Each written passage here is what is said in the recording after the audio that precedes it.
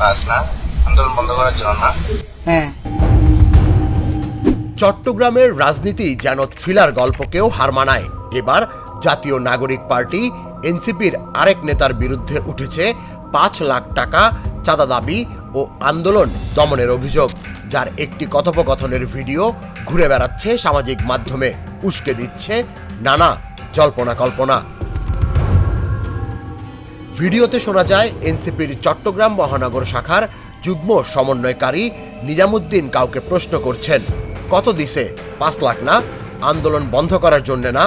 সন্দেহজনক সেই কথোপকথনের অপর প্রান্তে থাকা ব্যক্তি আফতাব হোসেন রিফাত নামের একজন, যিনি নিজের পরিচয় দিয়েছেন ২৪-এর গণ অভ্যুত্থান যোদ্ধা হিসেবে।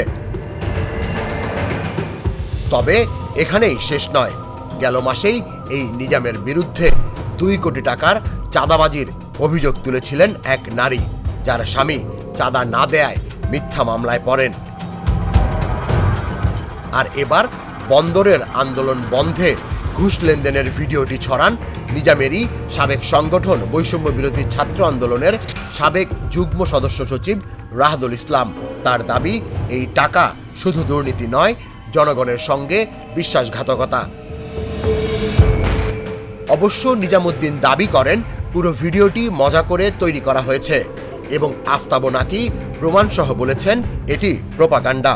অথচ আফতাবের মুখেই আবার শোনা যায় তার পরিবারের সদস্যরা বন্দরে কাজ করেন, তাই অনেক কিছু তিনি আগে থেকেই জানতেন। এদিকে এনসিপির প্রধান মীর আরশাদুল হকের কাছে জানতে চাইলে তার মোবাইল ফোন বন্ধ পাওয়া যায়। এই ঘটনায় নতুন করে প্রশ্ন উঠেছে, চট্টগ্রামের রাজনীতি, ছাত্র আন্দোলন ও বন্দর কেন্দ্রিক বিরোধে আসলে কারা খেলছে পর্দার পেছনের বড় খেলা?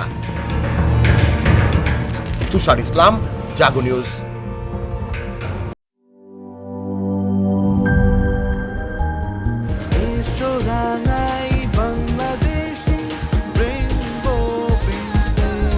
রেইনবো পেইন্টস, ছড়াও জীবনের রং।